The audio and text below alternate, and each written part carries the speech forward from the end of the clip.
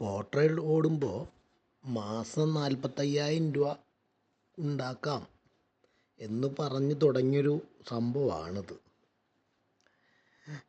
അത് സാധാരണ ആളുകൾക്ക് ഒരു മാസം ഒരു 45,000 രൂപ ഉണ്ടാക്കാമെന്ന് പറയുമ്പോൾ അത് ശ്രദ്ധിക്കും. കുറേ ആളുകൾക്ക് അത് ചെറിയൊരു വരുമാനമാവും.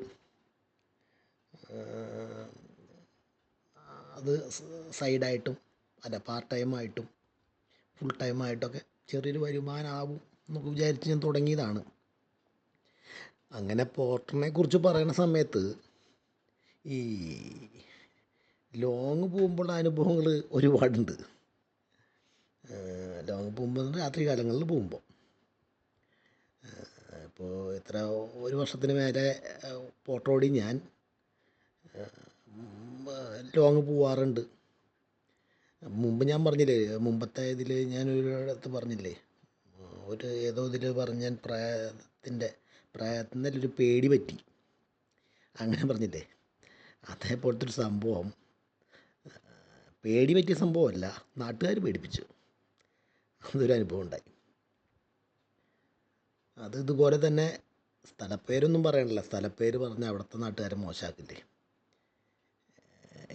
എറണാകുളത്ത് നിന്ന് കുറച്ച് ലോങ് പോയി ഞാൻ ഇതുപോലെ രാത്രി എറണാകുളത്ത് നിന്ന് ലോങ് പോകുമ്പോൾ ഞാൻ സാധാരണ ലോങ് പോണ സമയത്ത് എന്തെങ്കിലും ചായയൊക്കെ കുടിച്ചിട്ട് പോവും. അങ്ങനെ അധികം സമയമൊന്നും ആയിട്ടില്ല. അതൊരു 7:30 ആയപ്പോൾ എറണാകുളത്ത് നിന്ന് പോയി. അവിടെ ചെന്ന് കൊണ്ട് കൊടുത്തു. നല്ലൊരു വീട്ടുകാർ, അവരും സാധനം കൃത്യസമയത്ത് കിട്ടിയതെന്നുണ്ട്. അതൊരു എൻ്റെ ഓർമ്മ ഒരു ആൽബമായിരുന്നു. ഒരു കല്യാണത്തിൻ്റെ ആൽബം. അത് സാധാരണ ഒരു ആൽബം പോലത്തെ അല്ല, വലിയ ആൽബം. അത് നല്ല വിലയുള്ള ആൽബം. വലിയൊരു വീട്ടുകാരുടെ കയ്യിലാണ് കൊണ്ടു കൊടുത്തത് ഞാനത്. ആൽബം തന്നെ ഒരു ചുമടുണ്ട്. ചില ആളുകൾ പറയുമ്പോൾ ഒരു ചുമട് ആൽബം, വലിയ ആൽബം. അത് നല്ല ബോക്സിലാക്കി പുറത്ത് വണ്ടിയുടെ ബാക്കിൽ വെച്ച് കെട്ടി വെച്ചിട്ടാണ് ഞാൻ കൊണ്ടുപോയത്. വലിയ ചാക്കൊക്കെ കെട്ടി വെച്ചിരിക്കും പോലെ അങ്ങനെ കൊണ്ടുപോയി. എന്നിട്ട് അവിടെ ചെല്ലുന്നതിന് മുമ്പായിട്ട് ഞാൻ അഴിച്ച് കൈ പിടിച്ചു. കാരണം കയ്യിലല്ല, ഫ്രണ്ടിൽ ഒരു കണക്കിന് വെച്ച്. കാരണം ഇത് ഫ്രണ്ടിൽ വെച്ച് ഹാൻഡിൽ തിരിക്കാൻ പറ്റില്ല വണ്ടിയുടെ കൃത്യമായിട്ട്.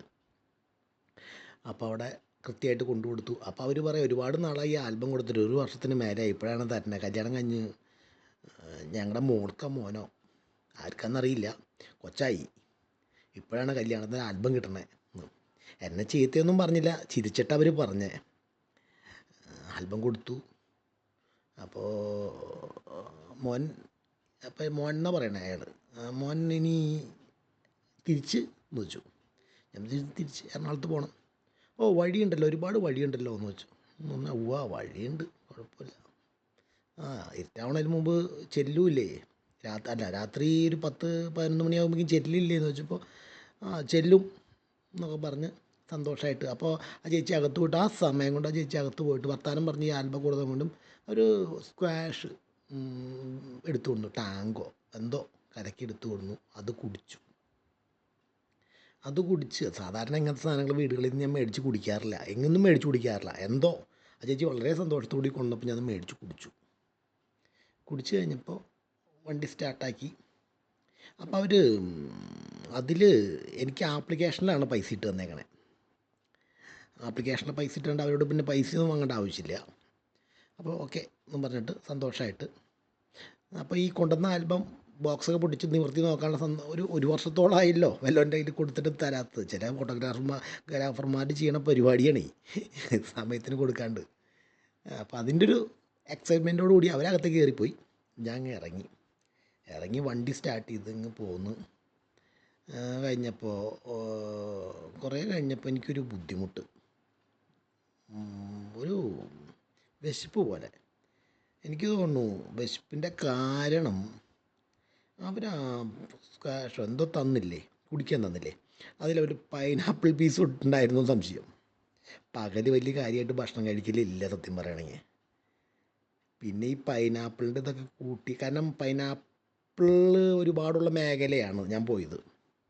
അപ്പോൾ ഏകദേശം നിങ്ങൾക്ക് സ്ഥലം മനസ്സിലായി കാണും. ഒരുപാട് പൈനാപ്പിൾ തോട്ടങ്ങളും പൈനാപ്പിൾ കൃഷിയുള്ള സ്ഥലമാണ്. അപ്പോൾ പൈനാപ്പിൾ നല്ല പൈനാപ്പിൾ അവർ ഇട്ട് തന്നിട്ടുണ്ടെന്ന് തോന്നുന്നു. വളരെ ടേസ്റ്റ് ഉണ്ടായത്, ഭയങ്കര ടേസ്റ്റ് ഉണ്ടായി. അത് കഴിച്ച് കഴിഞ്ഞപ്പോൾ വിശപ്പ് തുടങ്ങി, നല്ല വിശപ്പ്. എൻ്റെ കയ്യിലാണെങ്കിൽ പേഴ്സിൽ അന്ന് മിക്കവരും ഗൂഗിൾ പേ ചെയ്തേക്കണേ. പിന്നെ അവർ ആപ്ലിക്കേഷനിലെ പൈസ ഇട്ട് തന്നേക്കണേ. അതുകൊണ്ട് എൻ്റെ അക്കൗണ്ടിലാണ് പൈസ മുഴുവൻ. കയ്യിലധികം പൈസ ഇല്ല. പൈസ ഇല്ലെന്ന് പറയാൻ പറ്റില്ല. അത്യാവശ്യം ഞാൻ പറഞ്ഞില്ലേ 10,000 രൂപ ഉണ്ട്. അത് വണ്ടിയുമേ പോണാണ്ട് എപ്പോഴും ആ പൈസ ഞാൻ അധികം ഉപയോഗിക്കാറില്ല. അങ്ങനെ ഞാൻ അവിടെ നിന്ന് പോന്നു. കുറച്ച് കഴിഞ്ഞപ്പോൾ, കുറേ ദൂരം കഴിഞ്ഞപ്പോൾ ആളുകളൊക്കെ ഉണ്ട്, നന്നായിട്ട് ആളുകളും റോട്ടിലെല്ലാവരും ഉണ്ട്. കഴിഞ്ഞപ്പോൾ നല്ലൊരു തട്ടുകട, കുറേ ആൾക്കാർ വണ്ടി നിർത്തിയിട്ടുണ്ട്. അപ്പോൾ എനിക്ക് വിശപ്പാണല്ലോ, എന്തായാലും ഇനിയിപ്പോൾ ഇന്നത്തെ ഓട്ടമൊക്കെ കഴിഞ്ഞല്ലോ, ഭക്ഷണം കഴിക്കാം. ഞാൻ ആ കട കയറി. വില നിലവാരമൊക്കെ എഴുതി വെച്ച് വൃത്തിയായിട്ടുള്ള കട, നല്ലൊരു കട. അതുകൊണ്ട് കഴിച്ച് കഴിഞ്ഞപ്പോൾ തോന്നണ വില പറയുന്ന കടയല്ലാന്ന് എനിക്ക് അപ്പം തന്നെ മനസ്സിലായി. വിലയൊക്കെ കൃത്യമായിട്ട് എഴുതി വെച്ചോണു. കപ്പ, പോത്തിറച്ചി, കോഴി, അത് ഇത് അങ്ങനെ കുറേ സാധനങ്ങൾ. പിന്നെ വെറൈറ്റി എനിക്ക് മനസ്സിലാവാത്ത കുറേ സാധനങ്ങളുണ്ട്. സ്പെഷ്യൽ കാടമുട്ട ഫ്രൈ സ്പെഷ്യൽ അങ്ങനെയൊക്കെ പറഞ്ഞ് ഒരുപാട് സാധനങ്ങൾ. ആളുകൾ ഒരുപാട് ഇരുന്ന് കഴിക്കണമുണ്ട്. ഞാൻ അവിടെ കയറി. ഞാൻ പറഞ്ഞു ഈ ദോശ, അപ്പമല്ല ദോശ തരാൻ പറഞ്ഞു. ദോശ എന്താ കറി? അപ്പോൾ അവർ സ്വതസിദ്ധമായ രീതിയിൽ അവർ ഒരു കുറേ കറികളുടെ പേര് പറഞ്ഞു. അതുണ്ട്, ഇതുണ്ട്, ആനയുണ്ട്, കുതിരയുണ്ട്. എനിക്കൊരു എന്തെങ്കിലും ഇതിൻ്റെ കൂടെ കഴിക്കാൻ പറ്റുന്ന എന്തെങ്കിലും പറയുമ്പോൾ അവരൊരു ഒരു കറി എടുത്ത് തന്നു. മസാല ഇത്, പക്ഷെ മസാല ടേസ്റ്റ് അല്ല, വേറെന്തോ എസൻസ് ഇതിലൊക്കെ ചേർത്തിട്ടുണ്ട്. എനിക്ക് തോന്നുന്നു എന്തോ നെയ്യൊക്കെ ചേർത്തിട്ടുണ്ടെന്ന് കൊണ്ട് അതിൽ. പോത്തിറച്ചിയിൽ നെയ്യാണെന്ന് തോന്നുന്നുണ്ട്. എന്തോ ചേർത്താൽ ടേസ്റ്റൊക്കെ ഉണ്ട്. അത് തന്നുകൊണ്ട് വന്നു ഒരു സ്പെഷ്യൽ സാധനം. ഇപ്പോൾ വെറൈറ്റി സാധനമല്ല, കഴിക്കാത്തല്ലെന്ന് വെച്ചിട്ട് അതും കൂട്ടി ദോശയും കൂട്ടി കഴിച്ചു. നല്ല രസം, ഭയങ്കര രസം. അപ്പം ഞാൻ വീട്ടിൽ കുട്ടിയുണ്ട്, വൈഫുണ്ട്. ചോദിച്ചു ഇത് ഒരെണ്ണം മേടിക്കാം.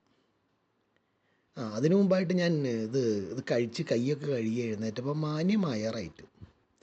അപ്പോൾ ഞാൻ ഗൂഗിൾ പേ ചെയ്തു. കൃത്യമായിട്ട് അയാൾക്ക് ഗൂഗിൾ പേ കിട്ടി. അപ്പോൾ ഞാൻ മനസ്സിൽ കരുതി, വീട്ടിൽ കുട്ടിയുണ്ട്, ഞാൻ ഈ ഭക്ഷണം കഴിച്ചതല്ലേ, അവരിത് കഴിച്ചിട്ടില്ലല്ലോ, പാർട്സൽ മേടിക്കാം. ഒരെണ്ണം പാർട്സൽ മേടിച്ചു. അത് മേടിച്ചു. അപ്പോൾ പൊറോട്ട ചൂട്ടോടുകൂടി ഉണ്ടാക്കിക്കൊണ്ടിരിക്കുന്നു, മറിച്ചും തിരിച്ച് ഉണ്ടാക്കിക്കൊണ്ടിരിക്കുന്നു. ഹിന്ദിക്കാരാണ് ഉണ്ടാക്കുന്നത്. അപ്പോൾ ഒരു 4-5 പൊറോട്ടയും ആ കറിയും, ഞാൻ കഴിച്ച കറിയും അതും മേടിച്ചു. എന്തോ ഒരു പേരൊക്കെ പറയേണ്ടവർ മേടിച്ച് ഞാൻ അതുപോലെ ഗൂഗിൾ പേ ചെയ്തു. എൻ്റെ കഷ്ടകാലാണോ എന്താണെന്നറിയില്ല, ക്യാഷ് എൻ്റേന്ന് പോയി, അവർക്ക് കിട്ടിയിട്ടില്ല. ഞാനപ്പോൾ ഒരു മര്യാദയുടെ പേരിൽ അവർ വിളിച്ചും പറഞ്ഞില്ല. ഞാൻ ഫസ്റ്റ് ഗൂഗിൾ പേ ചെയ്തപ്പോൾ വിളിച്ചു പറഞ്ഞു, പിന്നെ വിളിച്ചു പറഞ്ഞില്ല. അപ്പോൾ ഞാൻ പറഞ്ഞു, ചേട്ടാ ഗൂഗിൾ പേ ചെയ്തിട്ടുണ്ട്, ഒന്നും പറഞ്ഞില്ലല്ലോ അത്. അപ്പോൾ അയാൾ മൊബൈലെടുത്തു, അയാൾ ആപ്ലിക്കേഷൻ ഓൺ ചെയ്തു. 100 ചില്ലാൻ രൂപ, ഫസ്റ്റത്തെ ഞാൻ ഗൂഗിൾ പേ ചെയ്താണല്ലോ, അതും 100 ചില്ലാൻ രൂപ, ഇതും അത്ര തന്നെ, 200 രൂപയിൽ താഴെ ഉള്ളൂ. നോക്കിയപ്പോൾ അയാൾ പറഞ്ഞു ഇല്ല, പൈസ കയറിയിട്ടില്ല എന്ന് പറഞ്ഞു. അപ്പം ഞാൻ പറഞ്ഞു, ചേട്ടാ ഇത് എൻ്റെ നിന്ന് പോയിട്ടുണ്ട് പൈസ. അപ്പോൾ അയാളിങ്ങനെ ശരിക്കും എന്നെ നോക്കിയിട്ട് പറഞ്ഞു, ഫസ്റ്റത്തെ നിങ്ങൾ അയച്ചു ശരിയാണ്, രണ്ടാമത്തെ കയറിയിട്ടില്ല. അപ്പം ഞാൻ പറഞ്ഞു, എന്തായാലും പൈസ നമ്മളൊരു എന്തോരം ഓടിയാലാണ് ഒരു 100 ചില്ലാൻ രൂപ കിട്ടണേ. അങ്ങനെ കയ്യിലിരിക്കണ പൈസ കൊടുത്തിട്ട് വരാൻ പറ്റില്ലല്ലോ, പൈസയുണ്ട് കയ്യിൽ. അപ്പം ഞാൻ പറഞ്ഞു, ചേട്ടാ അത് പോയിട്ടുണ്ടല്ലോ. വീണ്ടും പറയണേ ഞാൻ. അപ്പോൾ അകത്തുനിന്ന് ഒരാൾ വന്നിട്ട് എന്നോട് പറഞ്ഞു, ഇതുപോലത്തെ പല തട്ടിപ്പുണ്ട് മോനെ, പ്രത്യേകിച്ചും ടൗണിൽ നിന്ന് വരുന്ന ആളുകൾ. ഈ അഭ്യാസമൊന്നും ഇവിടെ നടക്കില്ല, ഇവിടെ പണ്ടത്തെ പോലെയൊന്നും അല്ല എന്നൊക്കെ പറഞ്ഞ് ഇയാളൊരു വക ഡയലോഗ്. അകത്തുനിന്ന് വന്ന ആൾ. അപ്പോൾ ഈ ഓണറാണോ ക്യാഷിലിരിക്കുന്ന ആളോ മിണ്ടണില്ല. അപ്പം ഞാൻ പറഞ്ഞു, ചേട്ടാ അത് പോയ കാരണം കൊണ്ടാണ് ഞാൻ പറയണേ, എൻ്റെ നിന്ന് പോയിട്ടുണ്ടത്. അല്ലാണ്ട് നുണ പറയുന്നതല്ല. ഫസ്റ്റത്തെ ഞാൻ പറഞ്ഞു ഫസ്റ്റത്തെ കയറിയിട്ടുണ്ടല്ലോ അതിൽ, നിങ്ങൾ ഒന്നും കൂടി നോക്കൂ എന്ന് പറഞ്ഞു. ഇയാൾ പറഞ്ഞു ഫസ്റ്റത്തെ കയറിയിട്ടുണ്ട്, നിൻ്റെ പൈസ വന്നിട്ടുണ്ട്.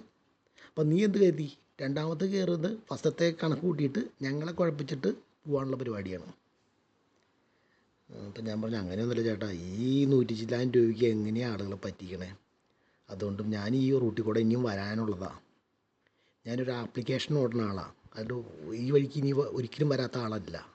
ഈ വഴിക്ക് വരുമ്പോൾ നിങ്ങളെ കാണുക, അല്ലെങ്കിൽ നിങ്ങളുടെ കടയിൽ കയറി എന്തെങ്കിലും ചെയ്യണം പറ്റി വീണ്ടും ഇത് കിട്ടി തന്നില്ലെങ്കിൽ മോശമല്ലേ? അപ്പോൾ ചേട്ടൻ അങ്ങനെ സംസാരിക്കരുതെന്ന് പറഞ്ഞപ്പോൾ വേറെ ആളും കൂടി വന്ന് പറഞ്ഞു. എന്നിട്ട് എന്നോട് പറഞ്ഞു, മോനെ ഒരുപാട് പ്രശ്നങ്ങൾ ഈ ഓൺലൈൻ ട്രാൻസാക്ഷനിലുണ്ട്, തട്ടിപ്പിൻ്റെ കൂത്തരങ്ങാണ്. ഇവിടെ എത്ര രൂപ ഒരു ദിവസം പോകണ്ടെന്നറിയോ? അപ്പോൾ ഭക്ഷണം കഴിച്ചുകൊണ്ടിരുന്ന ആളവിടെ നിന്ന് എനിക്കൊന്ന് പറയാണ്, ഇവിടെ എത്ര രൂപ ഒരു ദിവസം പോകണമെന്നറിയോ? അതുകൊണ്ട് മോനൊരു കാര്യം ചെയ്യ്, ആ പൈസ കൊടുത്തിട്ട് സ്ഥലം വിടാൻ നോക്ക്, വെറുതെ ഞങ്ങൾക്ക് കൈക്ക് പണി ഉണ്ടാക്കില്ലെന്ന്. ഞാനിത് കേട്ടപ്പോൾ ഞാൻ വിചാരിച്ചത് ഇതൊന്നും അറിഞ്ഞിട്ട് എന്നെ കാര്യം എന്ന് വെച്ചാൽ ഞാൻ എന്തായാലും പറഞ്ഞേ, ചേട്ടാ ഒരു കാര്യം ചെയ്യുക, അങ്ങനെയൊന്നും പറയല്ലേ. എൻ്റെ അക്കൗണ്ടിൽ നിന്ന് പൈസ പോയ കാര്യം കൊണ്ടാണ് ഞാൻ പറയണേ. ഈ ചേട്ടൻ്റെ പേര് തന്നെ പോയേക്കണേ, ബാബു എന്നോ സാബു എന്നാണ് അയാളുടെ പേര്. അപ്പോൾ കുറച്ച് കഴിഞ്ഞപ്പോൾ എനിക്കൊരു സംശയം. ഞാൻ പറഞ്ഞു വേറൊരു അക്കൗണ്ട് ചേട്ടനുണ്ടോ? അല്ല വേറെ അക്കൗണ്ട് ഉണ്ടെങ്കിലും നീ ഇതിലേക്കല്ലേ പൈസ അയച്ചേക്കണേ മുമ്പത്തെ, പിന്നെന്ത് ഇതിലേക്ക് വന്ന? വീണ്ടും ചോദിക്കുകയാണ്. ഞാൻ കുഴങ്ങി. ഞാനിപ്പോൾ എന്ത് ചെയ്യാൻ പറ്റും? ഞാൻ എൻ്റെ നിന്ന് കാശ് പോയെന്നും പറഞ്ഞു, ഒരു തന്നിട്ടില്ലെന്നും പറഞ്ഞു, ഞാൻ കള്ളനാണെന്നും പറയണു, കളവ് പറഞ്ഞതാണെന്നു. അപ്പോൾ ചിലരൊക്കെ ശ്രദ്ധിക്കുന്നുണ്ട്, ഫാമിലി ആയിട്ടൊക്കെ ഒന്ന് കഴിക്കണ്ട അവിടെ ആൾക്കാർ, അവർ ഇങ്ങനെ നോക്കണ്ട തന്നെ. ഞാൻ കാലത്തൊട്ട് വൈകുന്നേരം വരെ ഈ ഓട്ടോ ഓടി ഫാൻ്റൊക്കെ ഉണ്ടെങ്കിലും മുഖം ഈ മാസ്ക് വെച്ചിട്ട്, മാസ്ക് തലയിൽ കൂടെ പ്രത്യേകിച്ച് മാസ്ക് താത്തി വെച്ചേക്കാണ് കഴുത്തിൽ. പിന്നെ ഗ്ലൗസ് ഊരി പോക്കറ്റിലിട്ടുണ്ട്, ഗ്ലൗസിൻ്റെ ഇതുണ്ട്. സാധാരണ ഒരാളെ പോലെ അല്ല ഞാൻ നിൽക്കണത്. തലമുടിയൊക്കെ പൂച്ചയ്ക്ക് ദേഷ്യം വന്ന പോലെ എനിക്കൊക്കെ ഉണ്ട്.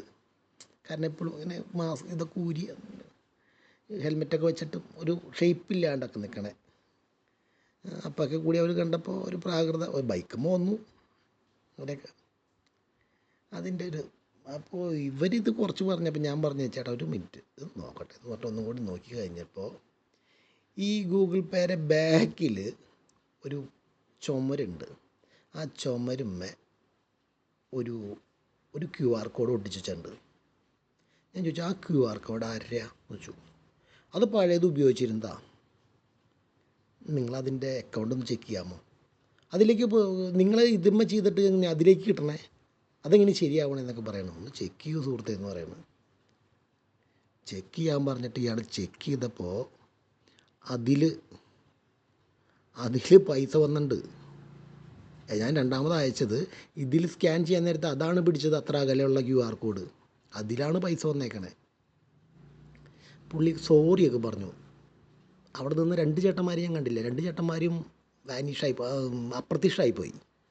കഴിച്ചുകൊണ്ടിരുന്ന ആൾ കഴിക്കാനും നിന്നില്ലെന്ന് തോന്നുന്നു. അയാൾ കഴിച്ച് കഴിഞ്ഞിട്ട് അതിൻ്റെ ഒന്ന് പറഞ്ഞതെന്നുണ്ട്. അയാളും പോയി, അകത്തുനിന്ന് വന്ന ആളും പോയി.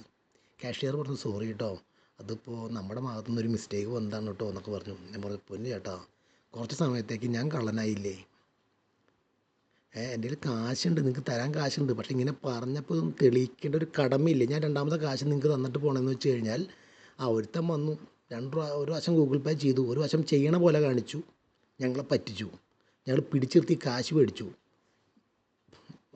ഇത്ര നമ്പർ വണ്ടിയിലാണ് വന്നത്, ബൈക്കുമേ, ഒരു ഫ്രോഡ്. അങ്ങനെ പറയില്ലേ നിങ്ങൾ? ദയവേത് നിങ്ങളൊന്ന് ശ്രദ്ധിക്കണം കേട്ടോ. നിങ്ങൾ ആ ബാക്കിലുള്ള QR കോഡ് പറിച്ച് കളയണം, അത് ഉപയോഗിക്കുന്നില്ലെങ്കിൽ.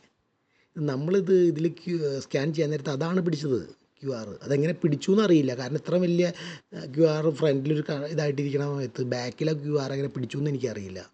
അതിലേക്കാണ് ക്യാഷ് പോയത്. അങ്ങനെ അത് പറഞ്ഞ് സോൾവാക്കി നെടുവീർപ്പിട്ട് ഞാൻ വീട്ടിലോട്ട് പോന്നു. ഇതുപോലൊക്കെ അനുഭവങ്ങൾ പോട്ടോ ഓടുമ്പോഴും ലോങ് പോകുമ്പോഴൊക്കെ ഉണ്ടാവും. പോട്ടോ ഓടൊന്നും വേണമെന്നില്ല, യാത്ര പോകുമ്പോഴും യാത്ര ചെയ്യുന്നവർക്കും ഉണ്ടാവും ഇങ്ങനത്തെ അനുഭവങ്ങളൊക്കെ. ഇതപ്പോൾ ഒരു വിഷമം തോന്നിയാലും പിന്നീട് എനിക്ക് തോന്നി ഇതൊരു അനുഭവമാണല്ലോ. എത്രയോ ആൾക്കാർ ഇതുപോലെ ഇതിനെക്കുറിച്ച് അറിയാത്ത ഒരാളാണെന്ന് വിചാരിക്കുക. അവൻ ഒരു പ്രാവശ്യം ഇത് ചെയ്ത് രണ്ടാമത് ചെയ്തപ്പോൾ ഇങ്ങനെ പറ്റി. അവൻ പൈസ കൊടുക്കുമ്പോൾ ഇവരുടെ ചിന്ത എന്തായിരിക്കും? അയാളുടെ നിന്ന് പൈസയും പോയി, അയാൾ കള്ളനുമായി. അപ്പോൾ ഇങ്ങനത്തെ ഒരു അനുഭവം എൻ്റെ പ്രിയ സുഹൃത്തുക്കളെ പോട്ടർ ഓടുമ്പോൾ എനിക്കുണ്ടായി. ഇത് നിങ്ങളോട് പങ്കുവയ്ക്കുകയാണ്. ഇതുപോലത്തെ നെക്സ്റ്റ് എന്തെങ്കിലും ഉണ്ടെങ്കിൽ ആലോചിച്ചെടുക്കുന്ന സമയത്ത് അടുത്തൊരു എപ്പിസോഡിൽ പറയാം. ഓക്കെ, നന്ദി, നമസ്കാരം. ഓക്കെ.